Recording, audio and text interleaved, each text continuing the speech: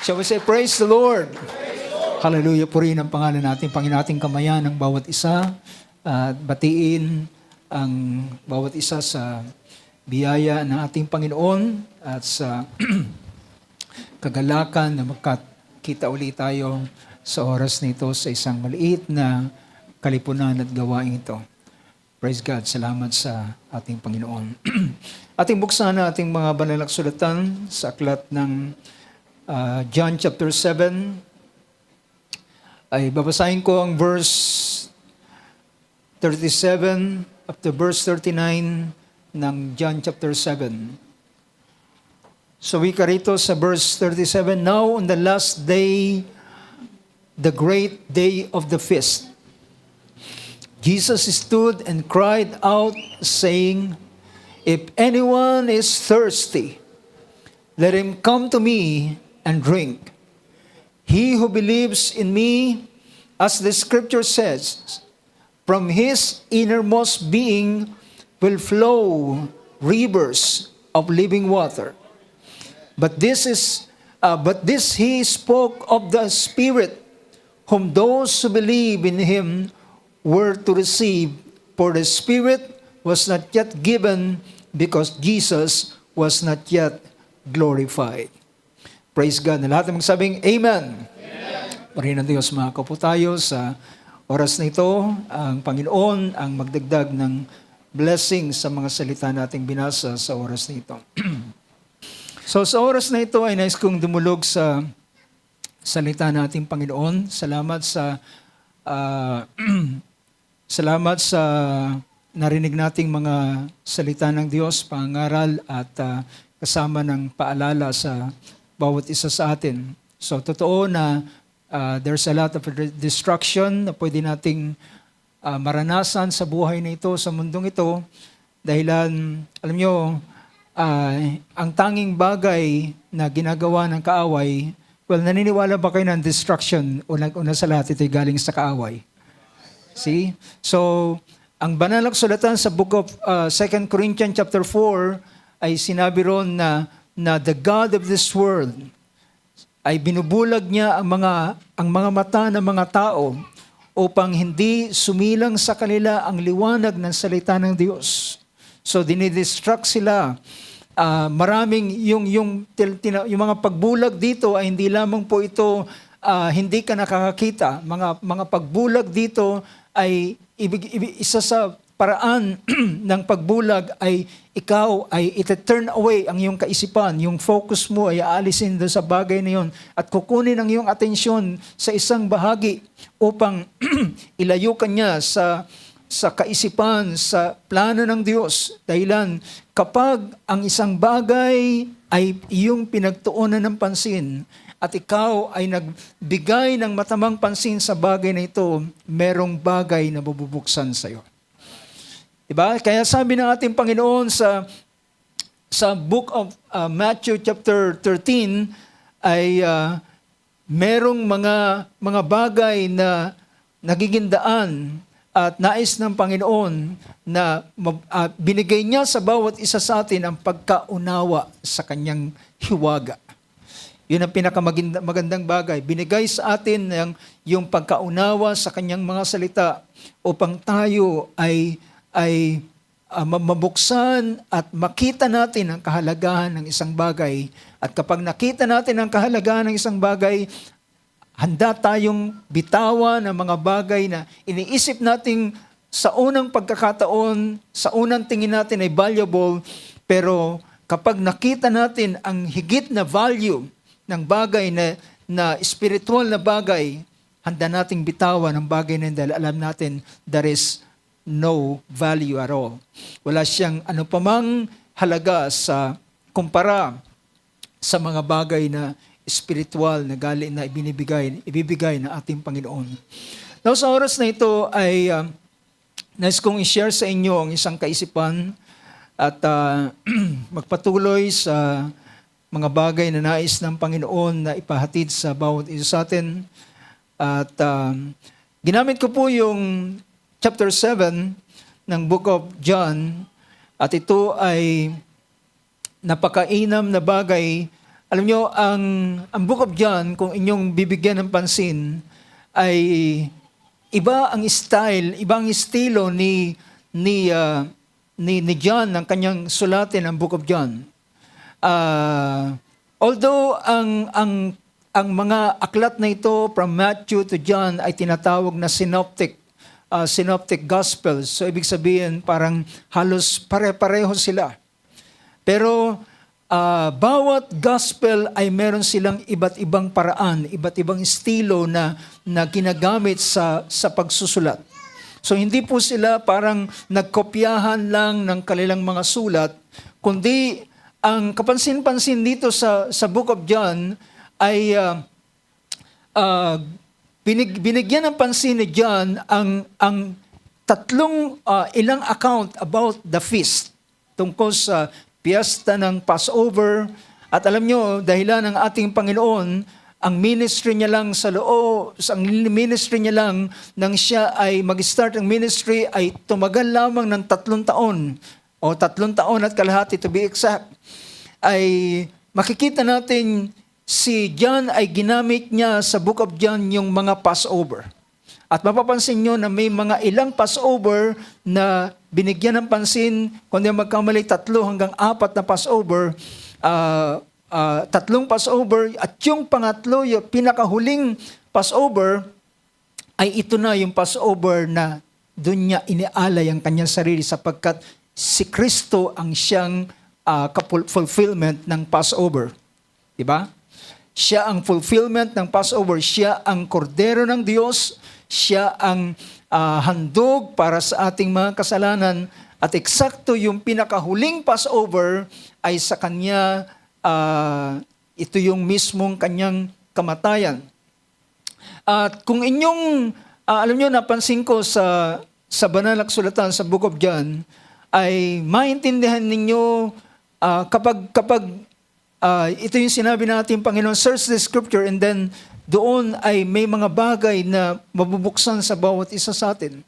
Maintindihan natin kung kailan tinawag ng Panginoon at anong buwan tinawag ng Panginoon ng mga apostles, especially sa panahon ng kanilang pangingisda. Alam nyo, naalala natin nang tawagin ng Panginoon si Peter at para maging fishers of men, ay yun yung panahon na wala siyang nahuling isda. Naalala niyo yun, di ba? Yun yung panahon na wala siyang nahuling isda. At nirecall ng Panginoon yung panahong yun ng panahon na siya ay na-resurrect. Naalala niyo yung nagpakita ang Panginoon sa kanila. So, kailan ang Panginoon ay nagpakita sa kanila ay pagpalagay natin mula sa Passover ay meron lamang siyang 40 days na nag-stay dito sa ibabaw ng lupa bago yung kanyang ascension, ika-40th day ng kanyang pag-stay. So yung huling appearance niya sa mga alagad ay sa panahon din na sila'y walang mahuli. Nasusundan niyo ba ako? So alam niyo, napakahalaga ng ganitong bagay para maintindihan natin ang Biblia na ating binabasa. At usually ang panahon na walang mahirap ang huli ay usually sa panahon ng summer. Diba? Sa panahon ng summer. And usually ang panahon ng summer, ito yung panahon ng harvest. At sa panahon ng summer, yung mga isda ay naghahanap sila ng malalimig na lugar, kaya sila ay pumupunta sa mas malalalim na dako. So basically yun yung pinapakita. So ibig sabihin, within the time frame then, yun yung panahon ng pagtawag ng Panginoon sa mga alagad. So inulit ito, kaya nung na-recall nila yung ginawa ng Panginoon, na-realize nila, nasabi nila, ang Panginoon yun. Yung siya ay nagbigay ng instruction, ihulog nyo ang lambat sa gawing kanan ng bangka, ihulog nyo ang lambat sa kanang bahagi ng bangka, at makakahuli kayo ng maraming isda. So yun yung panahon na wala rin silang huli. So sa panahon yun ng bago ang akyat ng Panginoon sa sangkalangitan sa panahon na ng summer. So, ganun kabuti ang ating Panginoon na ang mga salita yan ay, sabi pa nga ng kasabihan, if we just read between the line, ay meron tayong mga bagay na maintindihan at makakatch sa mga bagay nito. So, yan ay ating makikita kapag tayo patuloy na magbabasa ng kanyang mga salita at may mga bagay na hint na ang Panginoon ay binubuksan. Pero sa oras na ito, ay hindi yun ang aking pag-uusapan, pero gusto kong bigyan ng pansin ang John chapter 7. At dito ay pinahayag na ating Panginoon, siya'y nagsalita at siya'y sumigaw. It is on the great day of the feast. At ang feast na yan na tinutukoy ay Feast of Tabernacle. Ang Feast of Tabernacle ay meron silang 7 araw na, at ang unang araw ay yung unang araw at yung huling araw ay mahalaga sa kanila. Doon sila magkakaroon ng pagkakatipon at walang trabahong gagawin. So sa huling araw ng piyesta ng Feast of the Tabernacle ay ito ang Panginoon ay sa unang mga pangungusap, ang ating Panginoon ay sinasabihan siya ng mga kapatid niya, punta ka ng Jerusalem, punta ka roon. Ngunit ang ating Panginoon ay nagsabi, sabi niya, hindi ako pupunta roon. Ngunit sa bandang huli ng piyesta ay makikita na bigla siyang lumitaw dahil maraming mga taong humahanap sa kanya. Pagdating ng huling araw ng piyesta, siya'y tumayo doon sa isang bahagi. At siya'y sumigaw at sabi niya, if anyone is thirsty, kung sino man ang nauuhaw ay pumarito sa akin at uminom. Yun yung John 7:37. Ay uminom at sabi niya, sapagkat sino mang sumasampalataya sa akin, kagaya ng nasusulat mula sa pinakaloob niya, ay babalong. Ano yung sabi sa Tagalog sa verse 38? Gaya ng sinasabi ng kasulatan, mula sa loob niya ay aagos ang ilog ng tubig na buhay. Mula sa loob niya. So, just imagine that. Ito yung sabi ng ating Panginoon. Ito ang nasusulat. Ito ay ang hulang ito ay nasa Isaiah chapter 44 verse 3, na mula sa loob niya, sino man ang makakainom, sabi ng ating Panginoon, sino mang nauuhaw ay pumarito sa akin at uminom, sapagkat ang sino man sumasampalataya sa akin, gaya ng nasusulat, mula sa loob niya ay babalong o bubukal o aagos ang mga ilog ng tubig na buhay. Sapagkat ito ay sinasabi ng ating Panginoon tungkol sa Espiritu, sabi ng verse 39, ito'y biniwika niya, sinasalita niya tungkol sa Espiritu Santo na tatanggapin ng mga magsisampalataya sa Kanya sapagkat hindi pa ipinagkakaloob ang Espiritu sapagkat si Jesus ay hindi pa niluluwalhati. So malinaw ang bagay na ito na ng Holy Spirit, ang banal na Espiritu ay ibibigay ng Panginoon after na siya ay mag-glorified. Pagkatapos niya siya ay maluwalhati. At sa panahon na siya ay maluwalhati, then He will send the Holy Spirit at ito ay kagaya ng tubig na iinumin ng tao. Na pag sinabing iinumin, ito ay papasok sa loob niya at gagawa doon sa loob niya. So meaning to say, mga kapatid, hindi lamang ito basta relihiyon na ating tatanggapin o makikibahagi tayo, na makikijoin tayo, makikisama tayo sa isang samahan o sa isang organisasyong ito, kundi ito ay isang paggawa ng Panginoon personal sa bawat isa sa atin.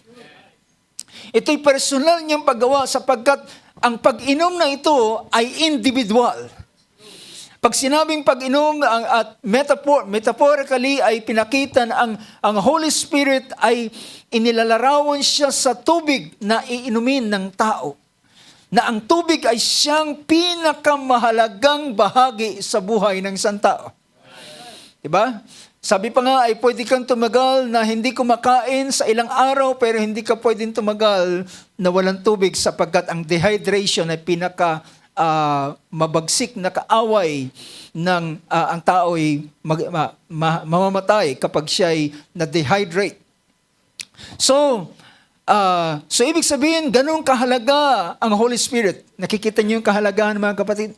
Ganun kahalaga ang Holy Spirit sa buhay ng mga mananampalataya o ng mga anak ng Diyos. The Spirit is very essential, important, at very napakahalaga niya sapagkat kung wala ang bagay na ito ay magiging daan ng spiritual na kamatayan ng isang tao. Kaya pinakita rito, he who believes in me, as the scripture said, from his innermost being. So ito'y after na siya ay makainom, ay sabi rito, from his innermost being will flow rivers of living water. Now, ang paksa na gusto kong pag-usapan natin is, ang title nito, it seems, it is a prayer na gusto kong bigyan ng pansin, Lord, ano yung gusto kong bigyan ng pansin? It is a kind of prayer na, Lord, flow through me. Lord, flow through me. Panginoon, dumaloy ka sa akin. How many can say amen to that? Hallelujah. Pwede ba natin sabihin yan, Lord, flow through me. Lord, flow through me. So yan ang isang bagay na napakahalaga. So ibig sabihin, merong tayong dalawang bahaging pagtutuunan ng pansin. Ang chapter 7 ng Book of John ay ihuhuli natin, pero merong isang bahagi ito sa John chapter 4. Ang John chapter 4 at ang John chapter 7 ay pinakita ng Holy Spirit ay kagaya ng tubig. Pero maintindihan natin, mga kapatid, na ito ay dalawang bahagi ng paggawa ng Espiritu ng Diyos sa buhay ng isang tao. Ito'y dalawang bahagi ng paggawa ng Espiritu ng Diyos sa buhay ng bawat isa. So let us look first sa John chapter 4. Sa John chapter 4 ay makikita natin dito na ang ating Panginoong Hesus sa isang lugar, at ito ang setting ay sa balon ni Jacob, sa Jacob's Well. Doon sa Jacob's Well ay habang ang mga alagad ay pumunta sa isang lugar kung saan pwede silang bumili ng tinapay sapagkat sa panahon yun ay panahon na ng tanghalian, ang pagkain nila. At habang wala ang mga alagad, umalis ang mga alagad, then suddenly, habang si Jesus ay nakaupo sa Jacob's Well, ay dumating ang isang babae. And it so happened na ang babaeng ito ay a Samaritan woman. At ang Samaritano at ang Hudyo ay wala silang magandang ugnayan.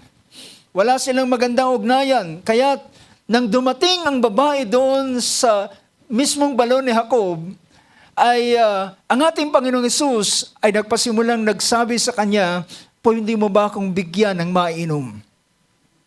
Ngunit ang babaeng ito ay nagpasimulang, gamitin ko yung termino, nagpasimulang nagtaray sa kanya. Sabi niya, bakit ka humingi ng tubig sa akin? Ako'y Samaritana at ikaw ay Hudyo. Bakit ka humihingi ng tubig sa akin? Ngunit ang sabi ng ating Panginoon, kung nakikilala mo ang humihingi sa iyo ng tubig, kung nakikilala mo ang kaloob ng Diyos, sabi niya, at sino siya na humihingi ng tubig sa iyo, na nagsasabing bigyan mo ng tubig, ay kung nakikilala mo siya, ikaw ang hihingi sa kanya ng tubig at ikaw ay bibigyan niya ng tubig ng buhay. Sabi ng babae, teka, malalim ang balon. wala kang nga pansalok, humihingi ka nga sa akin ng tubig. Saan mo kukunin ang tubig na yan na yung sinasabi sa akin? Dakila ka pa baga sa aming magulang sa ating magulang na si Jacob na uminom siya rito at ang kanyang kawan at 10 ng kanyang pamilya? At ngunit sabi ng ating Panginoon sa kanyang wika, sabi niya, babae, ang iinom ng tubig mula rito siya ay mauuhaw uli. Ngunit ang tubig na aking ibibigay sa kanya ay hindi na siya mauuhaw pa. That's verse 14. Sabi niya, ngunit but whosoever drinks of the water that I will give him shall never thirst. Ibang klaseng tubig ito. Sabi niya, sino man ang uminom ng tubig na aking ibibigay sa kanya ay hindi na siya mauuhaw pa. At sabi niya, at dahilan, at ang tubig na aking ibibigay sa kanya ay magiging isang balon ng tubig na bumubukal tungo sa buhay na walang hanggan. Sabi niya, ngunit ang tubig na sa kanya ay aking ibibigay ay magiging isang balon ng tubig na bubukal sa kabuhayang walang hanggan. So makikita natin, magkaiba ang klase ng metaphor sa chapter 4 kaysa doon sa chapter 7. Diba? Ano yung sinabi sa chapter 7? Magiging ilog. Magiging rivers of living water. Ito ay magiging balon. Ano ang pagkakaiba ng ganitong bagay? Ang balon ay siyang source, di ba? Siyang kinukuhanan ng inumin, di ba? Dito ka kumukuha ng tubig at ito yung nagpapatid ng iyong uhaw. At yun yung eksaktong sinasabi ng Panginoon, sino man ang makainom ng tubig na aking ibibigay sa kanya ay hindi na siya mauuhaw pa. Hindi na siya mauuhaw pa. But ano ang sinasabi ng ating Panginoon? Ano ang kanyang pinapakita rito? Ano yung ibig sabihin? Hindi na siya mauuhaw pa. At yun yung kumuha ng atensyon sa babae. Diba? Yun yung kumuha ng atensyon sa babae. Sabi niya, maganda yung tubig na yan. Hindi na ako mauuhaw pa. Hindi na ako babalik dito sa balon na ito para ako sumalok ng tubig. At sabi ng babae, sabi niya, Ginoo, gusto ko, bigyan mo ko ng tubig na yan na yung sinasabi upang, sabi niya, hindi na ako mauhaw pa sa verse 15. Hindi na ako mauhaw pa at hindi na ako bumalik dito para kumuha pa ng tubig. At ang sabi ng ating Panginoon, kung nais mo ng tubig na yan, sabi niya, tawagin mo ang iyong asawa. Now, dito may kinalaman dito natin maintindihan ano ang gustong ipakita ng ating Panginoon na may kinalaman sa tinatawag na hindi ka na mauuhaw pa. Hindi ka na mauuhaw pa. Dahilan ng babaeng ito, nang sinabi ng Panginoon, tawagin mo ang iyong asawa. At ang babae sabi niya, sorry Ginoo, wala akong asawa. Ngunit sabi ng ating Panginoon, tama ang iyong sinabi sa verse 17. Tama ang iyong sinabi na wala kang asawa sapagkat meron kang 5 asawa at ang iyong kinakasama ngayon ay hindi mo asawa, kaya tama ang iyong sinabing wala kang asawa. Dito, nanlaki ang mata ng babae at sabi niya, Ginoo, napaghalata ko na ikaw isang propeta. Dahilan ng tangi lamang makakapaghayag ng iyong buhay ay isang prophet. Dahilan ng prophet ay binibigyan ng Diyos ng kakayanan para ipakita kung anong buhay ng isang tao. Kung ano ang kalalagayan ng isang tao. Sabi ng babae, sabi niya, Ginoo, napaghalata ko na ikaw ay isang propeta. See? At nang sabihin ng ating Panginoon ang ganitong bagay at kanyang pinakita at wika ng babae, ang aming mga magulang ay sumasamba sa bundok na ito. At ang pinakapunto na kanyang pinapakita ay meron siyang hinahantay, at ang hinahantay niya na Mesaya, ang hinahantay niya na Kristo na tagapagligtas, ay sabi niya, sabi ng aming mga magulang, kapag dumating ang Kristo, ay gagawin niya ang katulad ng iyong mga ginawa. At sabi ng Panginoon, ang nakikipag-usap sa iyo ay siya na nga. You know, brothers and sisters, nakikita natin na ano yung sinasabi ng Panginoon, ye shall never thirst. Shall never thirst. But the water that I will give him will become in him a well of water, bringing or springing up to eternal life. Now, ano yung bagay na ito? Alam nyo, ang babaeng ito ay naghahanap siya ng satisfaction.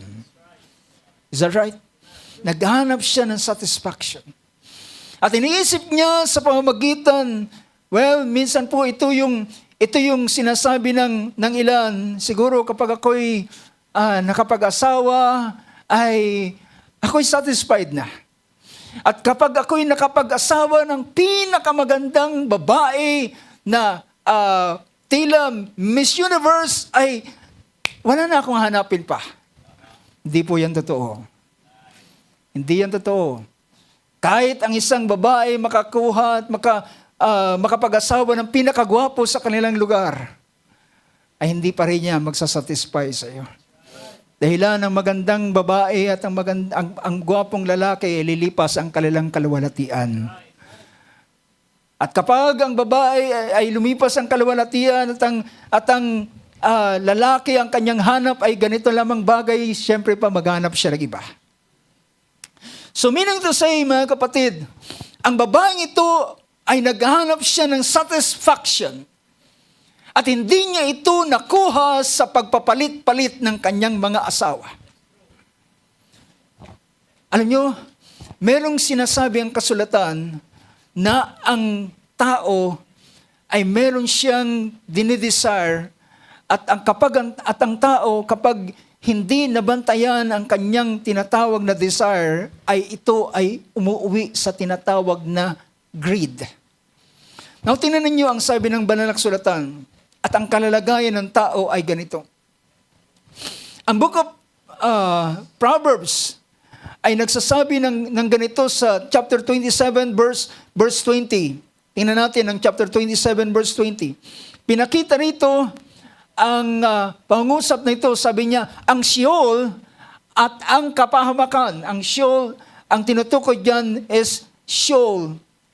At ang destruction, Sheol and Abaddon. Sa ibang version ay pinakita yung ganitong pangungusap. Sabi niya, Sheol and Abaddon. Ang Sheol at ang kapahamakan ay hindi nasisihan kailanman, at ang mga mata ng tao ay hindi nasisihan kailanman. So ganyan ang kalalagayan ng tao.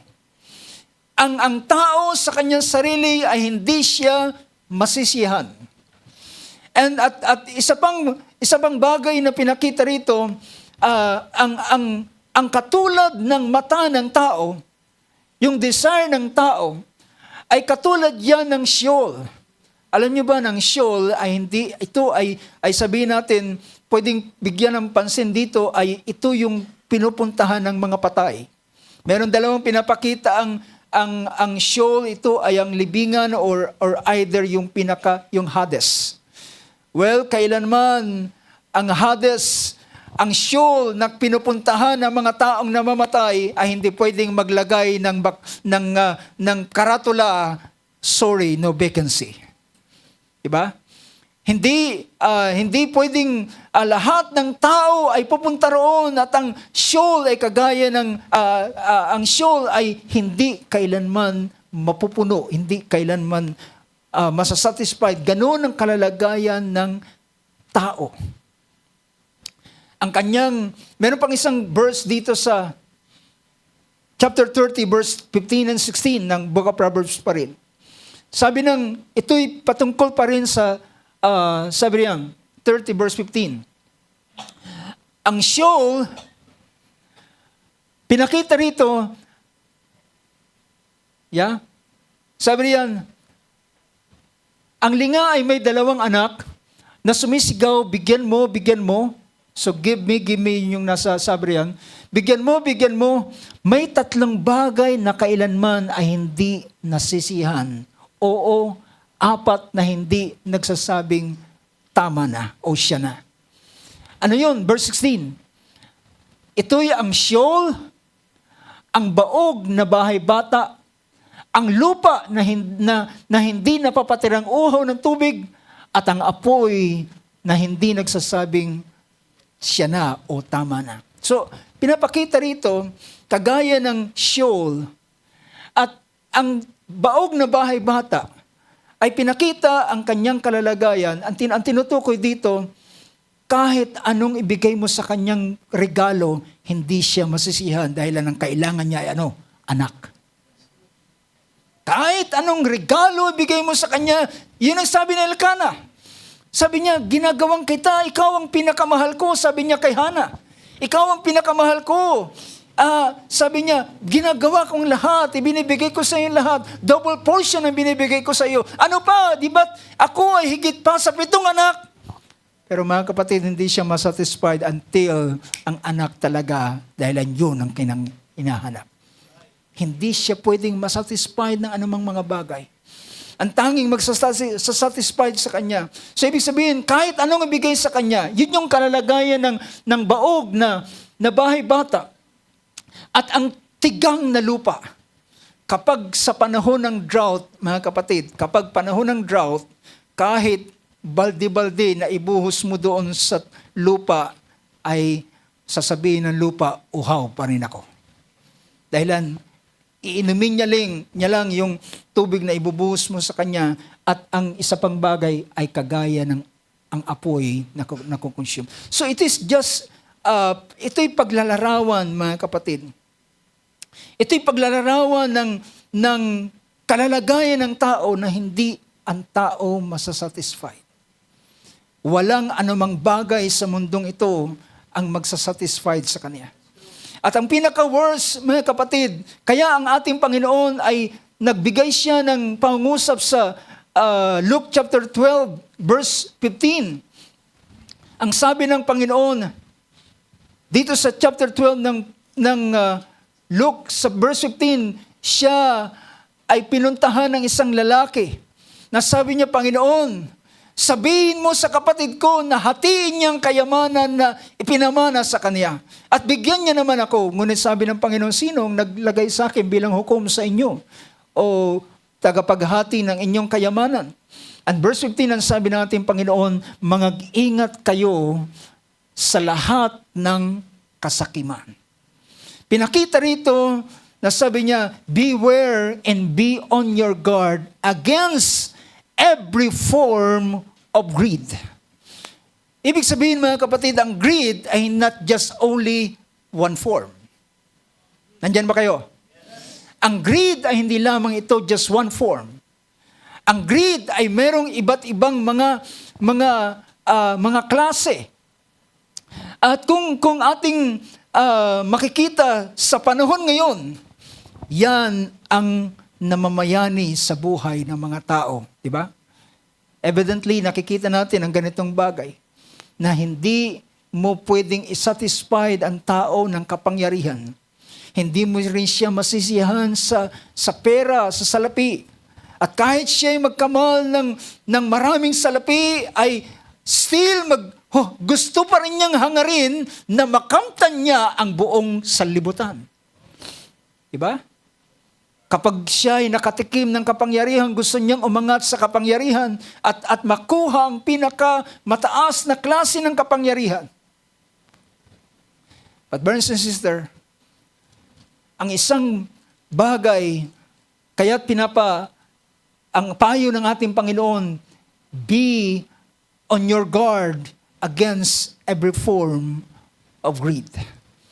Dahilan usually ang greed, mga kapatid, ito ay kung babasahin ko ang isang bahagi rito, greed is similar to lust. It is a burning desire to have something for personal gratification.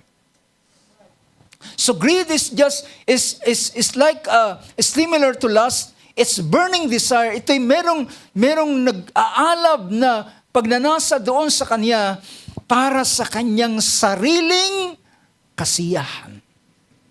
That we are a personal gratification. That person are willing to do almost anything to get it. So gagawin niya ang anumang bagay para lang makuha ang bagay niya. So that's greed.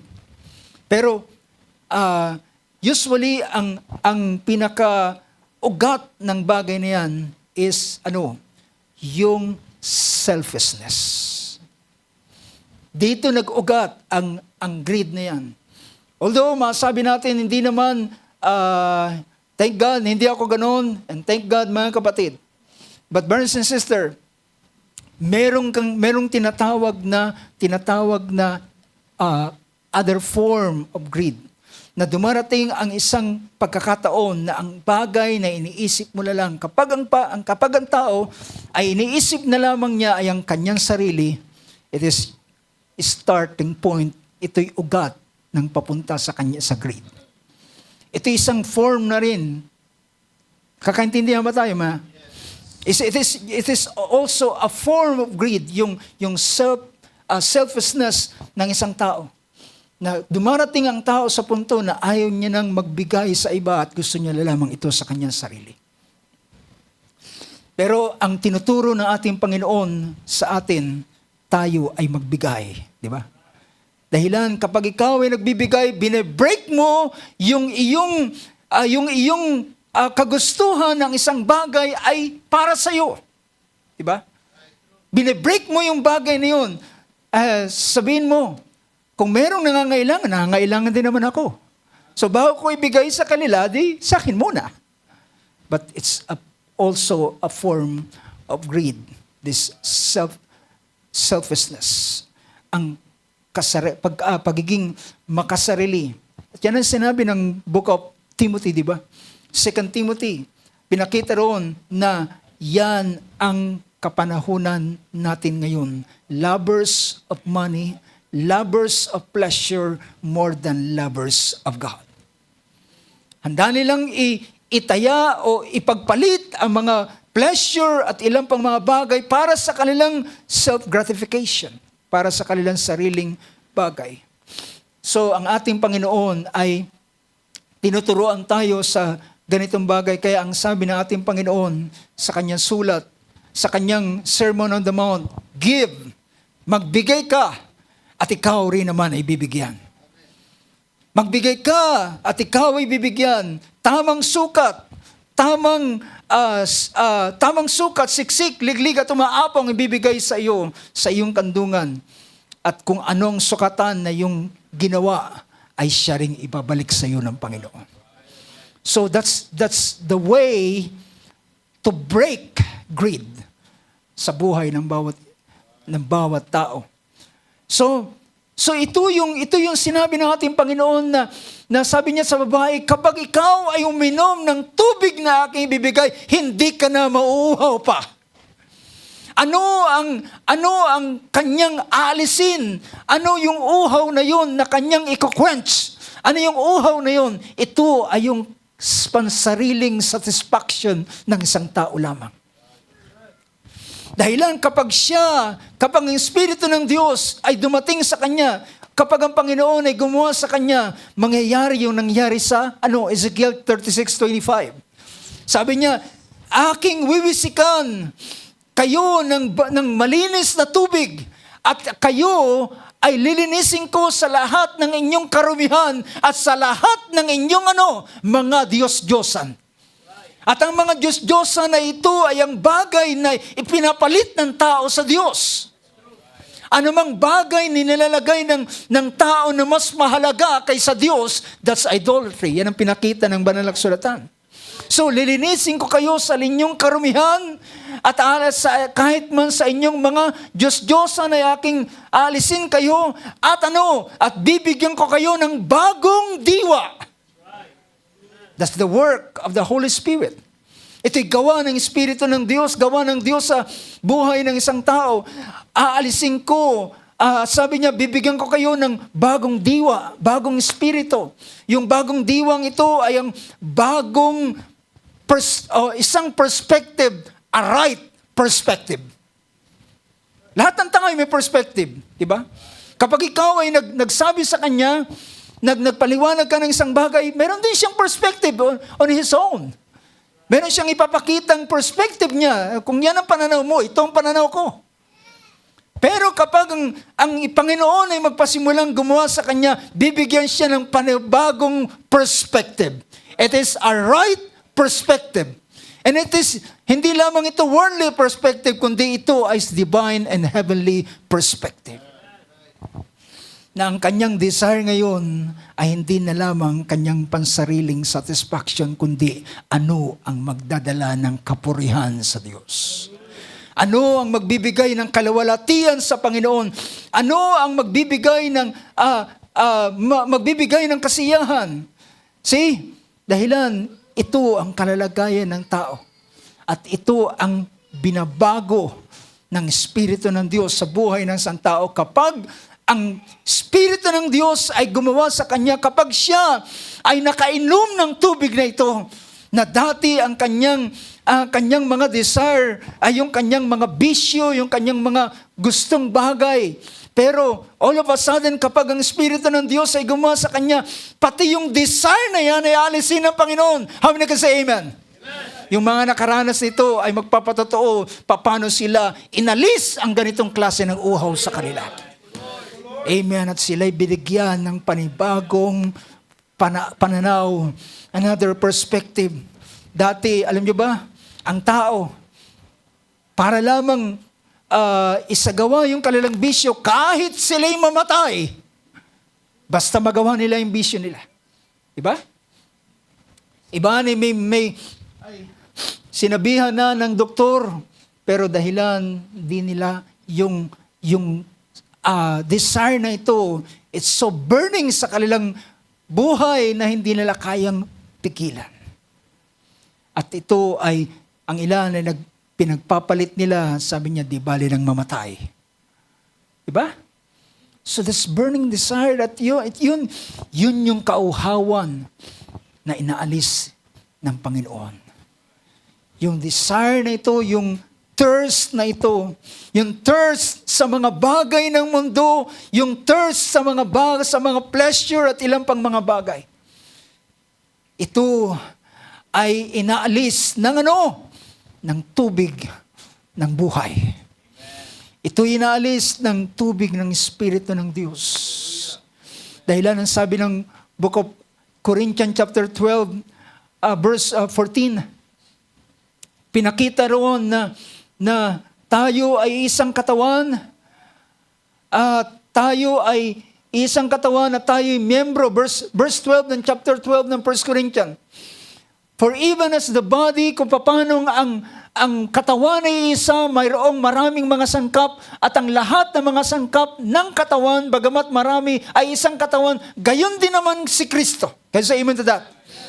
Gayon din si Kristo, at si Kristo ay mayroong isang katawan. At ikaw at ako ay miyembro ng katawang ito.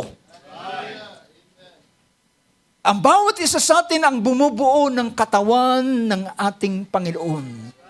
At kung ikaw ay katawan ng Panginoon, ang sabi ni Paul, gagawin ko ba, kukunin ko ang isang bahagi ng katawan ng Panginoon at gagawin ko miyembro ng isang prostitute? Sabi niya, God forbid. Wag nawang mangyari ang ganitong bagay. So ibig sabihin, ikaw at ako ay membro ng katawan ni Kristo. At ang katawan ni Kristo ay banal. At dapat ang bawat bahagi niya ay banal din naman. Ibig sabihin, dedicated, sanctified, separated, para lamang sa Kanya. Hindi tayo multi-purpose. We have just only one purpose. It is only for God and God alone. Verse 13, sapagkat sa pamamagitan ng isang Espiritu ay binabautismuhan tayong lahat sa isang katawan, maging tayo'y Grego o Hudyo, maging mga alipin o laya, at tayong lahat ay pinainom sa isang espiritu. So ang tubig, ang espiritu ay kagaya ng tubig na siyang ating iniinom.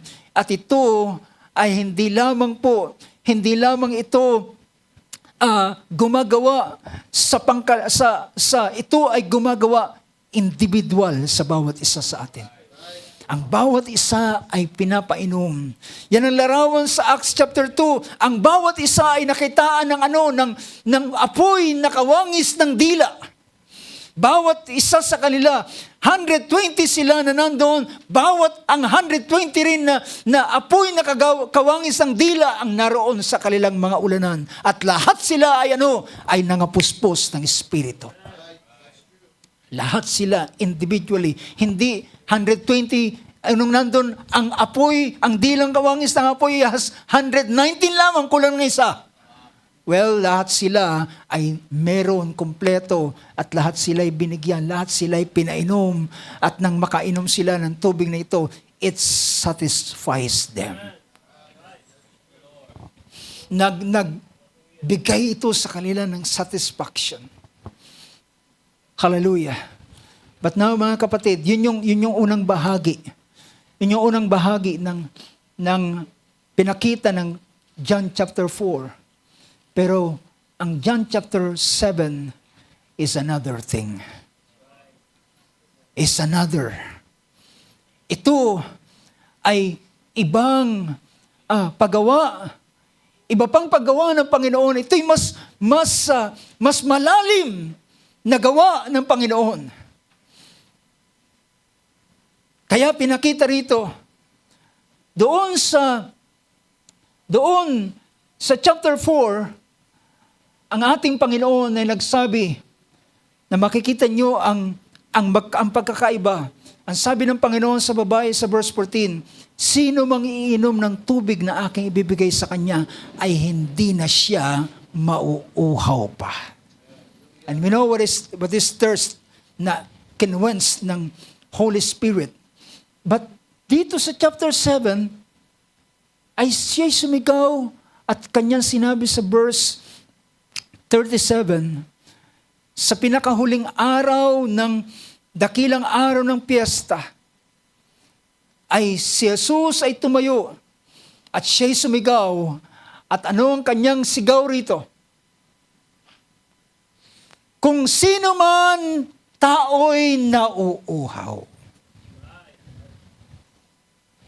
Hindi ko maintindihan, Brad. Sabi rito, mawawala yung uhaw, but dito ay ang tanong, sino? Sabi niya, sino ang nauuhaw? But mga kapatid, pinakita rito, sino man ang nauuhaw ay pumarito sa akin. Well, it seems similar, but ang pinapakita rito, sabi niya, if anyone is thirsty, let him come to me and drink. And he who believes in me, sino mang sumasampalataya sa akin, kagaya ng sinasabi ng kasulatan, mula sa pinakaloob niya, ay aagos ang mga ilog ng tubig ng buhay. Now mga kapatid, alam niyo ba, dito, yung nangyari sa chapter 4, ito ay personally para sa iyo. Ito'y gawa ng Diyos para personal sa iyong buhay. Pero, ang chapter 7 ay paano ito dadaloy naman palabas. Paano naman ito dadaloy at magiging ilog, magpo-flow mula sa iyo. At ikaw ay magiging kagaya ng vessel o source na isasali naman saan? Sa iba. Amen. Do you get the point, brothers and sisters? Ito ibang bagay. Ang una ay tatanggapin mo, inom ka ng tubig na siyang espiritu. At ito ay mag-aalis ng lahat ng pagnanasa sa mga bagay ng ng mundo. Ngunit dito, ang sinasabi niya ay sino man ang makakaranas ng ganitong bagay ay dadaloy sa kanya. From his innermost ay magiging hindi lamang siya balon, kundi rivers. Ito ay dadaloy, aagos siya. At sa agos niya ay kagaya ng ilog ng tubig ng kabuhayan. But brothers and sisters, ang hinihingi, sino rito ang gustong daluyan ng Espiritu? Sino ang kagaya ng binibigyan natin ng pansin? Lord, flow through me. Lord, flow through me. Panginoon, dumaloy ka sa akin. But, para mo maintindihan, or rather, paano mo maranasan ang pagdaloy nito, ang unang requirement ng Panginoon is what? You must be thirsty. You must be thirsty. Kinakailangan ikaw ay nauuhaw. Saan ka naiuhaw? Sa mga bagay ng mundo? No, sir. Sa mga bagay ng sanlibutan ito, hindi po, mga kapatid. Saan ka nauuhaw? Sa mga bagay ng Diyos. Nauuhaw ka sa mga gawa ng Diyos, sa mga bagay ng Diyos. At sabi ng Panginoon sa Matthew chapter 5, Blessed are the hungry and thirsting for righteousness. Ang nauuhaw at nagugutom sa katwiran, sila ang aking bubusugin. Sila ang aking pupunuin. So ang kailangan, ang nire-require dito, mga kapatid, are you thirsty? Are you thirsty? But mga kapatid, alam niyo ba, ang sabi ng ating Panginoon, or rather, ni John sa kanyang pangungusap sa 1 John chapter 2 verse 15, pinakita roon, ang sabi ni Apostol Juan sa kanyang pangungusap, do not love the world. Huwag ninyong ibigin ang sanlibutan, ni ang mga bagay ng sanlibutan. Huwag ninyong ibigin ang mundo, ang mga bagay ng sanlibutan at ang mga bagay na nasa sanlibutan. Kung ang sino man ay umiibig ng sanlibutan, ay wala sa kanya ang pag-ibig ng Ama. Well, Brother Josiah, this is another destruction. Ito ang magdidistract sa iyo. The love of the world will distract you. Mag-aalis ng iyong pansin. At mag-aalis din naman ng iyong kauhawan sa mga bagay na espiritual. It will quench your thirst sa mga bagay ng Diyos. Yun yung dahilan, ang kaaway ay nagbibigay ng alternative. Nagbibigay siya ng pampalit. Pampalit sa iyong nauuhaw ka, gusto mong gawa, gusto mong makita ang gawa ng Diyos, gusto mong makita ang kapangyarihan ng Diyos, gusto mong maranasan ang paggawa ng Panginoon sa iyong buhay. But all of a sudden, you will be distracted. At mababaling ang iyong pansin sa isang bagay at ang kauhawan na yan ay mawawala sa iyo. And that's the reason, hindi mo nakakamtan ang bagay na yan dahilan ng prerequisite ng ating Panginoon. Sino ang nauuhaw? Sino ang nauuhaw? The love of the world and the love of, kaya sabi ron, ang sumunod na pangungusap sa verse 16, sapagkat lahat ng nasa sanlibutan, ang pita ng laman, ang pita ng mata, ang kapalaluan sa buhay ay hindi galing sa Ama, kundi galing sa sanlibutan. At ang sanlibutan ay lumilipas kasama ng mga pita nito. Ngunit sila na gumagawa ng kalooban ng Diyos ay mananatili magpakailan-kailan pa man. Are you thirsty? It's only thirsty ang hinahanap ng Panginoon para hallelujah, umagos ang ilog mula sa loob mo. Dahilan mga kapatid, alam niyo ba, kung titingnan natin yung Greek word ng salita ritong flow. Yung Greek word dito sa salitang flow. Ang Greek word na yan ay hindi lamang ang ibig sabihin is to flow, kundi meron pang isang meaning, if I'm not mistaken, yung isang hindi ang tire, kundi yung isa pa ay yung mounts. Ay isa sa pinapakita niya, hindi lamang flow, kundi ano. At you will be surprised, mga kapatid. Ang isang meaning na pinapakita ng salitang ito na flow, ay ang isang meaning niya is overflow. Overflow. And I want to tell you, mga kapatid, hindi mag-overflow. Listen to this. Hindi mag-overflow ang isang bagay kapag hindi puno. Narinig niyo ba ako, mga kapatid? Walang aapaw na hindi puno. Kailan maranasan ang pag-apaw? Kapag puno na. Have you got the point, brothers and sisters? Paano aapaw ang isang bagay na hindi puno? So yung supposed to be, dapat muna ay magkaroon ng pagpuno. At kapag napuno na, up to the brim, hanggang doon sa pinaka-labi niya, then kapag dinagdagan mo pa yan, aapaw na yan. Amen. But, kung meron mang pagnanasa na hindi mapapatid, mga kapatid, ay ang pagnanasa sa mga bagay na espiritual.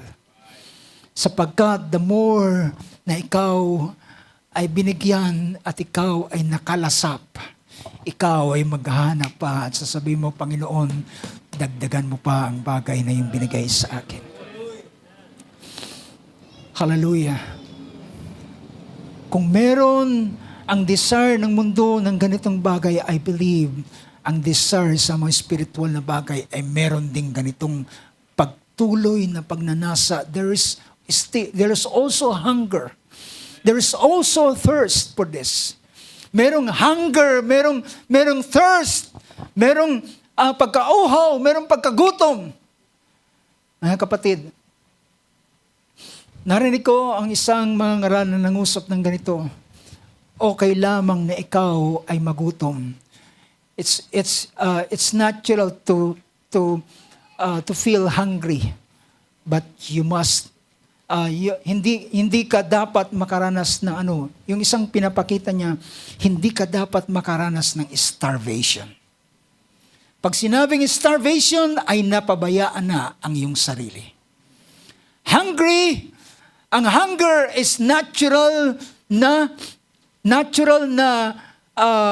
system ng isang katawan ng isang tao na mauhaw, magutom. Pero kapag ang tao starvation, ibig sabihin na siya ay nadideprive sa mga pagkain na dapat niyang kainin. Bakit nagkakaroon ng starvation? Sa panahon ng famine. Walang kinakain. At doon sa walang kinakain, yun ang nakakaranas ng starvation. At ang starvation ay delikado dahil sisirain nito ang sistema ng isang tao. At it will lead to death. Mga kapatid, I hope ang mga anak ng Diyos ay nagugutom. Pero dalangin ko na mga anak ng Diyos, they are not starving. Hindi sila nakakaranas ng starvation. Dahilan, anong sabi ng banal na kasulatan? Ang sabi ng Panginoon, lahat ng kailangan nyo sa buhay at kabanalan ay binigay ko na sa inyo. Lahat ng kailangan natin sa buhay at kabanalan ay binigay na sa atin ng Panginoon. At kung tayo ay magugutom, it is now our fault. Hallelujah. Nandyan ba kayo, mga kapatid? It is our fault. Nariyan ang Biblia. Nariyan ang mga salita ng Diyos.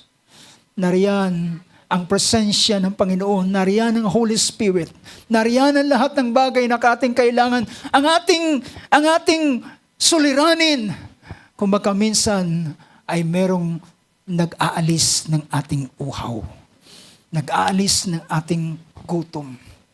At kapag, sabi pa nga, yung mga junk food, talagang nag-aalis yan ng appetite sa tunay na pagkain. Dahilan, kapag nakakain ka, sasabihin ng, magbibigay ng message galing doon sa iyong tiyan, sasabihin doon sa isip mo, busog ka na. At di ka na magaganahan pang kumain. Meron ako narinig na payo, sabi niya, dapat, pag ikaw ay kumakain, kapag kumakain ka, at natigil lang yung pagkain, dapat hindi ito tumagal ng 10 minutes, 10 to 15 minutes ang pagtigil mo. Dahil ang pagkatapos mong tumigil, nito ay isasend na ng mensahe doon sa utak mo, busog ka na, wala ka nang ganang kumain. Is that right? That's happened in the natural. So, mga kapatid, ang mga junk food, it quenches our thirst. Nagbibigay ito, nag-aalis ng appetite ng tao sa mga spiritual na mga bagay. So, our time is not enough, brothers and sisters, para ipakita sa inyo ang ilang mga bagay. Alam nyo, ang gusto ko lang bigyan ng pansin ay ang sinasabi natin, Panginoon, ang kanyang hinihingi, ang kanyang kailangan, ang kanyang tinatawagan ay hindi ang sino man.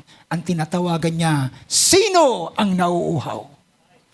Sino ang nauuhaw? Kung sino ang nauuhaw, lumapit siya sa akin. Siya ang aking papainumin ng tubig. Ano ang mga paraan para ating makuha ang bagay na ito? Well, nariyan ang lahat ng bagay, as I mentioned kanina. Nariyan ang pananalangin. Nariyan ang pagbabasa ng mga salita ng Diyos, ng kasulatan. Nariyan ang pagsamba sa Panginoon. At ang mga bagay na yan, if you are really thirsty, well, ito yung source, ito yung hapagkainan na dapat mong puntahan. Ito yung tubig. Ang tubig na nariyan, ang Holy Spirit is available. Pero sabi nga kanina, isa sa pinapakita ng verse na ito na salitang flow is overflow. At hindi ito mag-overflow unless magkaroon muna ng fullness. Nagkaroon muna ng kapunuan at kapag napuno na, saka ito aapaw. One example na gusto kong bigyan ng pansin, ang ating oras ay hindi sapat, pero ang sabi ng banal na kasulatan, isang panahon sa Book of Acts chapter 3. Anong sabi rito sa Book of Acts chapter 3? Tingnan niyo ang routine ng mga taong ito. Acts chapter 3, verse 1. Si Pedro at si Juan ay pumaparoon, ano sabi riyan? Si Pedro at si Juan nga ay nagsisipanhik sa templo ng oras ng pananalangin na ikasiyam.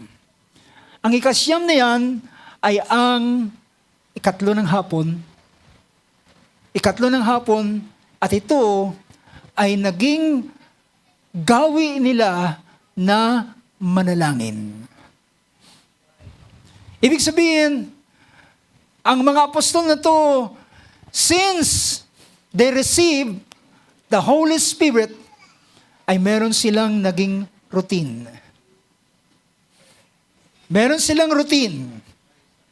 Meron ba tayong routine?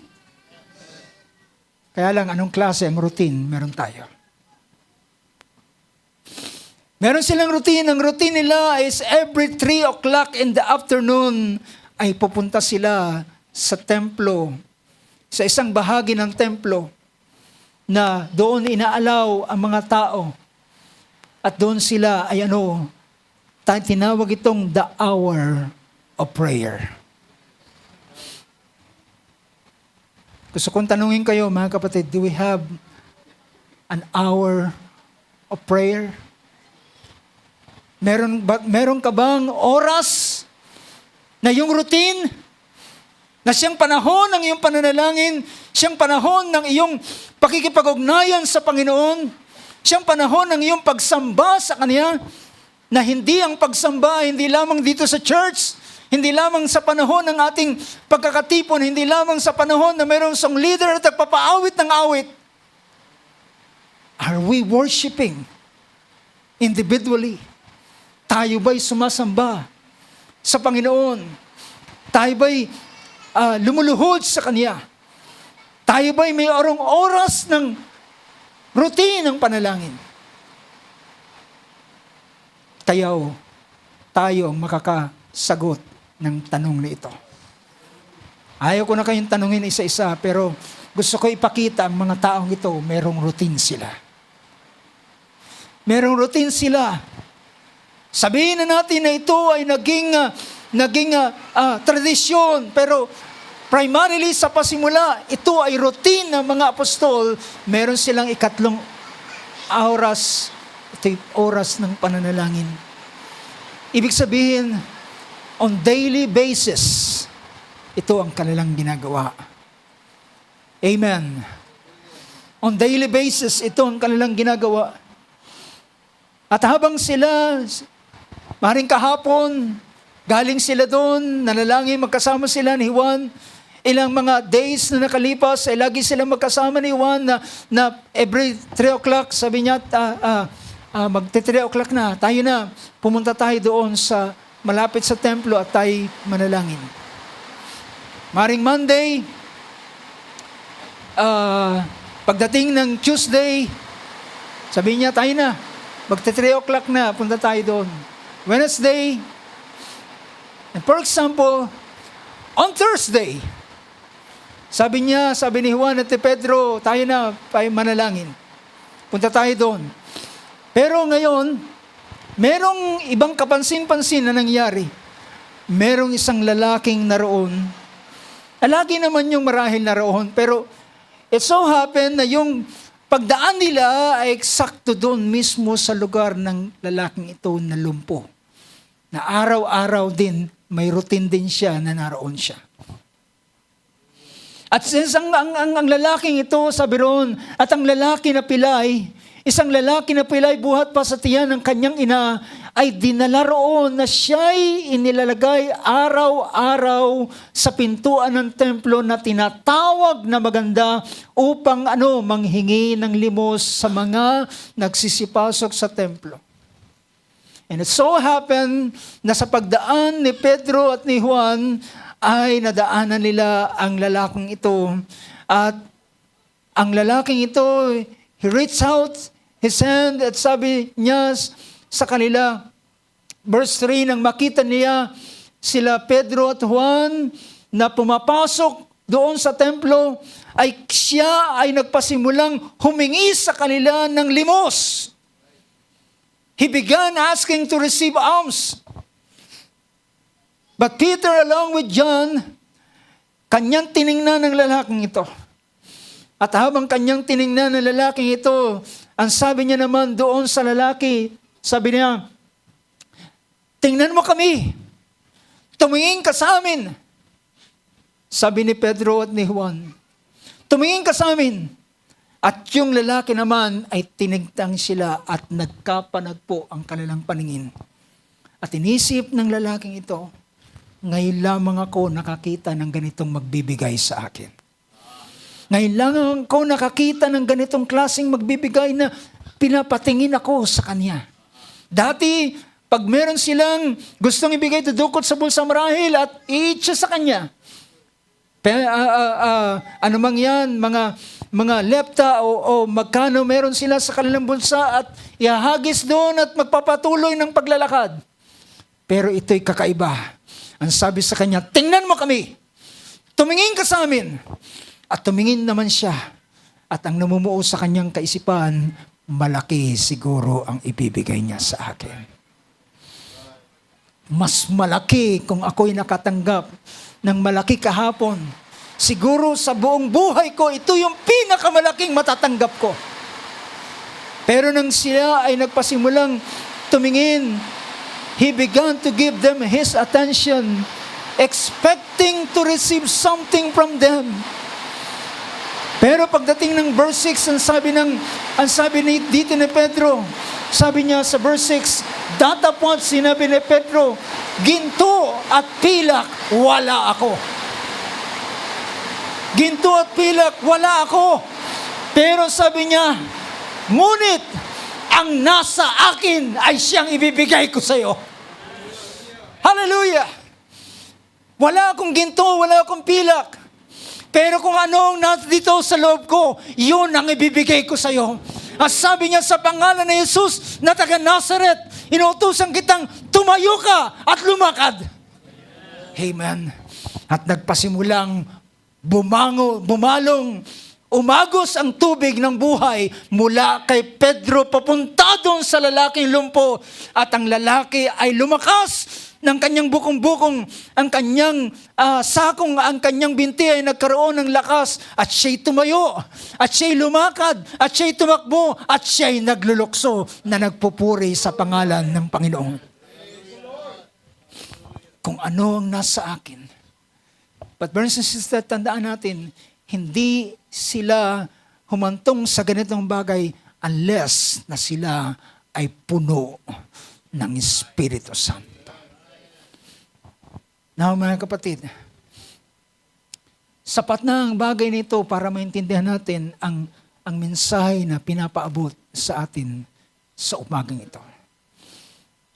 Ang Panginoon ay naghahanap na nauuhaw. He's looking for a thirsty person, a hungry person. Dahilan hindi niya ibibigay ang kanyang perlas sa baboy o sa walang hindi alam ang value nito. Dahilan ito ay masasayang at mawawalan lamang ng saysay. But he is looking for thirsty. He's looking for hunger, for hungry person. At naghanap siya ng ganitong bagay. At kapag sino man ang merong ganitong hunger sa kanilang puso, sila ang bibigyan at pagkakalooban. At yung nandun sa kanila, hindi na sila, mga kapatid, tinanggap na nilang Espiritu. And I believe, brothers and sisters, tinanggap mo na ang Espiritu ng Diyos. Tinanggap natin ang Espiritu ng Panginoon. How many can say amen to that? Ang kinakailangan ngayon ay paano ito babalong mula sa iyo, palabas, papunta naman sa iba. That's another work ng Espiritu ng Diyos sa bawat isa atin. Hindi ka nabibigyan dahilan nariyan na siya. Binigay niya na ang Espiritu sa iyo. At ngayon, ang kinakailangan, ang pagdaloy naman ay hindi na para sa iyo, kundi para sa iba na. Paggawa ng Diyos para sa iba na. Praise God. Tayo tumayo sa oras na ito, mga kapatid. Hallelujah. Ang kailangan ng Panginoon ay mga taong nauuhaw. Sila ang aking pupunuin. At kapag sila ay pupununo, anong sabi ni, ito ay nagpaparallel sa Old Testament. Anong sabi ni David? The Lord is my shepherd. I shall not want. He makes me to lie down in green pastures. He lead me beside the still water. He satisfies my soul. Ibig sabihin, mga kapatid, God and David has what? Has a constant. Not, hindi ito putol-putol o paminsan-minsan. Hindi ito paminsan-minsan. They have constant fellowship. Because the Lord is His shepherd. At ang shepherd, mga kapatid, on the daily basis, itong ginagawa ng shepherd sa kanyang pastol, inaakay ang kanyang tupa sa green pastures. At meron siyang isang portion na sinabi doon, He anoints my head with oil and my cup runs over. Pinupuno niya ang aking saro. Nilalangisan niya ang aking ulo. At pinupuno niya ang aking saro at ito ay umaapaw. Hallelujah. As kung awitin natin ang isang awit, mga kapatid. Awitin natin yung awit na yun na aking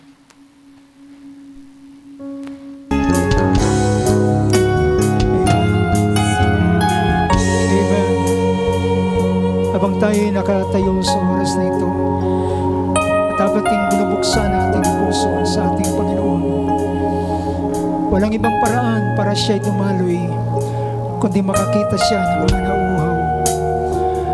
Ano ang ating mga kinauuhawan sa uling araw nito? Ano ang mga pumapatay ng ating mga pagkauhaw? Ito'y panahon upang ating ibaling ang ating mga pagkauhaw sa Kanya at tanging sa Kanya lamang sa mga bagay na inihanda ng Panginoon. Ang Kanyang mga salita ay nagsasabi, hallelujah, mga bagay na hindi nakita ng mata, hindi narinig ng pakinig, hindi pumasok sa puso ng sinuman, ang mga bagay na inihanda ng Diyos sa mga umiibig sa Kanya at mga nauuhaw sa Kanya. Hallelujah. Wonderful name of Jesus. Ating dilig ating mga sarili sa oras na ito sa pananalangin. Oh, blessed be your name, O Lord God. Dalangin ko, Panginoon, sa oras na ito, makasumpong ka ng mga kaluluwa na nauuhaw. Mga kaluluwa na totoong nauuhaw, na hindi sila tatanggap ng kapalit na bagay. Hindi sila papayag sa mga alternative, kundi ang hinahanap nila ay tunay na tubig. Ang tunay na bagay na iyong inaalok, Panginoon. Ikaw ay nagsabi, sino man na humihingi ng tinapay, hindi sila bibigyan ng bato. Sino mang humihingi ng isda, hindi bibigyan ng ahas. Sino mang humihingi ng itlog, hindi sila bibigyan ng alakdan. Sabi ng ating Panginoon, kung kayo ng mga ama na masama at makasalanan ay kayang magbigay ng mabubuting bagay sa inyong mga anak, gaano pa ang inyong Ama na nasa langit na hindi niya ibibigay ang Espiritu Santo sa kanila ng mga humihingi. Hallelujah, sa kanyang harapan. Blessed be your name, O Lord Jesus. Hallelujah, tayo dumulog sa panalangin. Hallelujah, sino sa oras na ito na uhaw? You can raise your hands at tayo dudulog sa panalangin sa oras na ito. Just a simple prayer, sa isang simpleng panalangin. Hallelujah, Mang Diyos. Sa oras na ito, Panginoon, aming dinudulog ang aming mga sarili sa iyong harapan, Panginoon. Lord, alam namin, ang ulan ay bumubuhos, Panginoon. Ang ulan, O Lord God, ay pumapatak, O Diyos, na siyang naglalarawan ng iyong paggawa ng iyong Espiritu, Panginoon. At ang buhos ng ulan ay bumubuhos sa isang bahagi ng tila alulod, Panginoon. At ang suliranin ay kami ay hindi, hallelujah, ay kinakailangan namin ay pumunta doon sa lugar na yun kung saan naroon ang buhos ng tubig ng ulan at doon namin buksan ang aming sisidlan at doon namin isahod ang aming mga sisidlan, Panginoon, upang kami ay mapuno ang aming mga sisidlan. O Panginoong Diyos, hallelujah, sa oras na ito, Panginoon, ang iyong sinabi ng iyong mga salita, sino man ang umiibig ng salibutan at ang mga bagay nito, ang pag-ibig ng Ama ay wala sa kanila. O Lord God, hallelujah, pagpatawad mo sa amin kung ang aming pag-ibig kumakaminsan ay nadadivert sa kung saan, Panginoon. Ang aming mga pagnanasa ay nadadivert sa mga bagay sa mundong ito, Panginoon. Lord God, ipagpatawad mo sa bawat isa sa amin. Alam namin, Panginoon, hallelujah, ikaw ay napipigati kung magkaminsan, Panginoon. Ang iyong Espiritu, Lord God, ay nakukwens sa ilang mga pagkakataon. Ngunit salamat, Lord God, ikaw man ay nag-grieve, ikaw man ay nakukwens, Lord, ngunit salamat, hindi ka umaalis sa bawat isa sa amin. Ikaw ay nananatili sa amin, Panginoon, and you're just waiting, Lord God, na nag-aantay ka sa amin upang kung kailan kami, hallelujah, mauuhaw sa mga bagay sa iyo. At Lord, at yun naman ang panahon upang iyong punuin ang bawat isa sa amin. Lord God, narito ang aming mga sisidlan sa oras na ito, hindi lamang sa sandaling ito, kundi sa mga darating na panahon at araw ng aming buhay. Lord, makita mo ang iyong mga anak na nasa kanilang pagkauhaw, Panginoon. Makita mo ang iyong mga lingkod, Lord God, na tunay na sila ay nagugutom at nauuhaw sa iyong katwiran at nauuhaw sila sa iyong paggawa at pagkilos, at naniniwala kami, Lord, hindi ka liko, hindi ka, hallelujah, hindi mo ipagkakait ang mabubuting bagay sa iyong mga anak, Panginoon, kundi ito'y iyong ipagkakaloob at ibibigay sa kanila. O Panginoon Diyos, narito ang mga lingkod mo, Panginoon, na tinataas ang kanilang kamay, binubuksan ang kanilang mga sisidlan, hallelujah, at kanilang, hallelujah, iniwawaksi ang mga bagay, Panginoon, at kanilang ibinabaling ang kanilang desire, ibinabaling ang kanilang atensyon, ibinabaling, Panginoon, ang kanilang pagnanasa sa iyo, sa mga bagay, hallelujah, ng mga makalangit, sapagkat ang langit ay puno ng mga bagay na mga pagpapalang makalangit, Lord God, at ang hinahantay mo, Diyos, ay ang mga anak mo, Panginoon, hallelujah, na nauuhaw at nagugutom sa iyong mga gawa, sa iyong pagkilos. Oh Lord God, I pray, hallelujah, sa bawat isa sa oras na ito. Thank you for your blood, Lord, na nagpapatawad sa lahat ng bagay. Salamat, Panginoon, sa iyong dugong mahal na naguhugas ng aming mga pagkakasala. Salamat, Panginoon, sa iyong biyaya na masagana. Kahit sa oras nito, Lord God, ay inihiling namin ang iyong biyaya sa buhay ng bawat isa sa amin, Panginoon. Inihiling namin, Lord, ang iyong dugo na siyang maghugas ng lahat ng mga bagay. At Lord God, hallelujah, kung ang Espiritu Santo, hallelujah, ngayon ay mag-alis, siya'y nag-aalis, Panginoon, ng kauhawan dito sa mundong ito. Panginoon Diyos, minsan pa ay iyong patunayan, hallelujah, sa bawat iyong mga anak, na iyong alisin ang mga bagay na pagkauhaw sa mundong ito, at magpasimulang bumangon ang isang spiritual na pagkauhaw at pagkagutom sa iyong paggawa at sa iyong pagkilos, Panginoon. Lord, salamat sa iyong biyaya sa oras na ito. Salamat, Panginoon, sa transformation na gagawin mo sa puso ng iyong mga anak mula sa oras na ito. I believe, Lord God, ikaw ay gagawa ng transformation, sapagkat ang iyong salita ang siyang gumagawa ng transformation sa buhay ng bawat isa sa amin. At ang bawat isa na nagdala ng kanilang buhay sa iyo, Panginoon, ikaw ang magpapala sa kanila. Ikaw ang Diyos, hallelujah, nagagawa sa iyong mga anak, Panginoon, at ang bawat isa ay makakaranas ng iyong pagpupuno at pag-apaw sa huling mga araw nito. We thank you, Lord Jesus. Thank you for your word. Thank you for your presence. Thank you for your love. Thank you for your grace and mercy towards us, Lord God, na iyong mga anak sa huling mga araw nito. And we worship you, Lord, at kami ay nagbibigay ng kapurihan at ng kaluwalhatian at ang pagpapasalamat sa iyo. Purihin ka, Panginoon Diyos. Purihin ka. Hallelujah. Hallelujah. Ito ang aming samot dalangin at pasalamat na aming binibigay sa pangalan ng aming Panginoong Kristo Jesus. Amen. Amen and amen. Hallelujah. As we sing the song, chorus muli, at binibigay ko ang panahon sa atin. Hallelujah.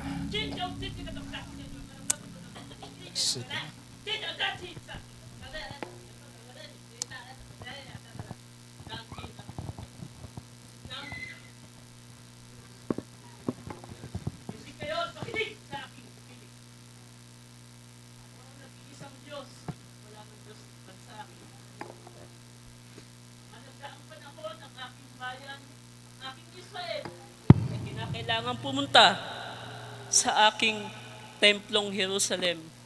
Subalit kayo na tinawag sa aking pangalan, kayo ay sasamba sa espiritu at katotohanan. Kayo aking mga anak, iwaksin ninyo ang kasalanan. Lumakad kayo sa katotohanan, sapagkat ito ang nararapat ninyong pagsamba sa aking pangalan.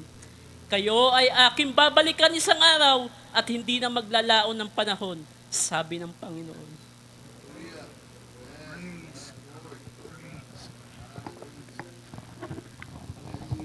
Blessed be your name, O Lord God. Thank you for your mercy. Thank you for your grace towards us, Lord. We give you honor. We give you praise. Hallelujah. Hallelujah. Amen.